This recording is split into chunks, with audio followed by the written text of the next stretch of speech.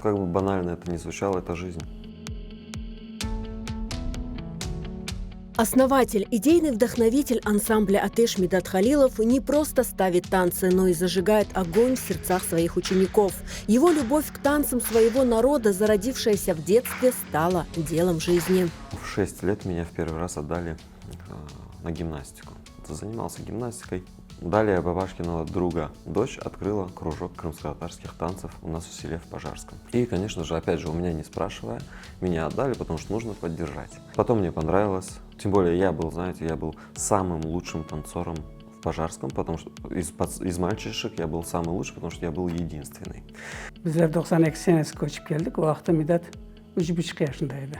95 yılı. Bu bizim yaşayan yerimizde savxoz edi. Her yıl yaz işleri bitken son kuzda ular Dom Kulturada toplaşıp ele bir bayram geçireydiler. Ayaskarlar oynaydı, yırlaydı. Merasimin sonunda 6-7 tane ufak kızçıklar bizim Saran terçiklerinden çıktı. Bizim milli oyunumuzu oynadılar. Onu görgen son ben doğrusunu aytganda yüreğim taştı. Bu oyunların o grafken ele bizde Hatice var koyumuzda. Son Hatice'den soradım. Benim için oğlançıklar yoktur. İşte bulağa kim oğlanlar dedi. Ama son ikinci konu Midat'ın oyun takımına barıp özüm tapşırdım. Все это нравилось до тех пор, пока мои друзья не пошли на бокс. Я тоже решил заняться боксом, я понял, что да что это такое, танцы это не мужское, я пойду на бокс. Занимался боксом буквально несколько лет до момента, в 9 классе или в 10 я был, когда нас пригласили в Крымско-татарский театр на концерт «Миллет». Мы сидели в первом ряду, вот прямо сейчас, как перед глазами этот момент. И я вижу, как танцуют артисты балета Крымско-татарского театра, они летают по сцене. Мне это понравилось. И в этот же момент моя сестра говорит мне: ну вот видишь, Медат, а если бы ты не бросил танцы, ты мог бы стать профессиональным танцором и танцевать также на этой сцене. И вот в этот момент я переключился, я понял, что я хочу связать жизнь с танцами. Родившись в семье врачей, Медат Халилов с ранних лет почувствовал зов сцены. Его сердце билось в ритме народных мелодий, а ноги сами рвались в пляс.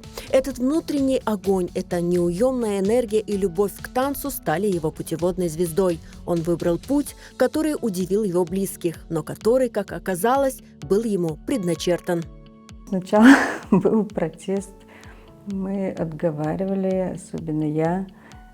Считала, что это у тебя за профессия, у нас все медики в семье, и должен, может быть, тоже пойти в медицину. Он категорически решил, что именно хореография – это для него. Это не мужская профессия, как ты будешь содержать свою семью, должна быть нормальная работа.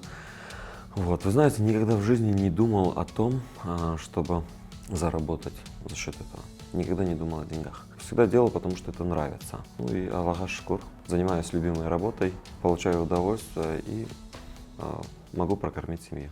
Встреча с искусством стала поворотной в судьбе. Вскоре, как это часто бывает, когда человек находит свое призвание, стали появляться новые возможности.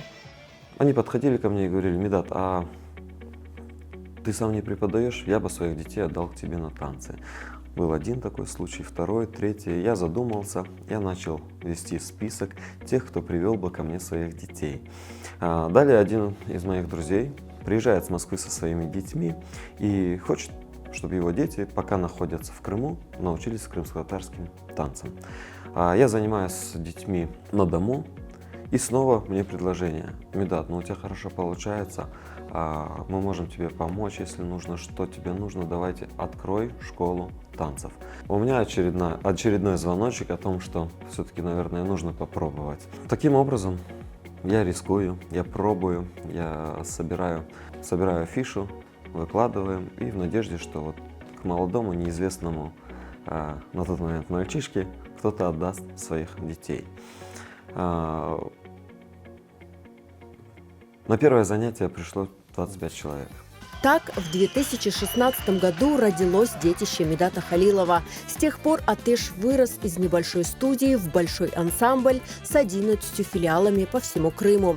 Для Медата Халилова это не просто работа, это миссия – сохранить и приумножить танцевальное наследие. Часто задают вопрос, что передает танцор за счет характера в крымско-татарском танце. Если мы возьмем танцы, которые были до депортации, во время проживания в местах депортации, после возвращения в Крым, характер у танцоров совершенно разный.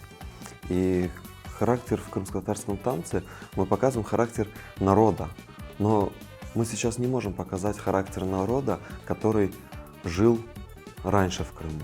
Танец меняется, танец постоянно меняется, а меняется он только потому, что мы сами меняемся. Меняется жизнь, меняется наш характер, внутренний характер. Я не могу, если нас раньше просили улыбаться на сцене, я сейчас не могу заставить улыбаться детей на сцене. Я прошу, чтобы они показали именно то, что они сейчас чувствуют. Медат подчеркивает, танец – это зеркало души народа. Сегодняшние движения отражают современную идентичность крымских татар, более уверенную и самодостаточную. Наверное, стали более уверенными в себе. И поэтому именно в танце я прошу, чтобы каждый ребенок показал свой характер. Мы не можем маленького ребенка показать характер взрослого человека. Если это более взрослые танцоры, конечно, должны быть более жесткие движения. Каждый поворот, каждый прыжок, он показывает рвение нашего народа на свободу, да? Каждый удар ногами об землю показывает привязанность нашего народа к земле. Сегодня Атеш – известный ансамбль, победитель различных конкурсов и фестивалей. Это целое движение, которое Медат Халилов с командой стараются развивать каждый день. Может быть, и правильно, что он не послушал нас, не пошел по другому пути, а именно пошел по этому пути. Я думаю, все у него получится, все получается, все получится, и мечты воплотит он в своей жизни. Я рада, счастлива за него, что он пришел к этой цели, он осуществил свою мечту. Он этим живет, он этим горит.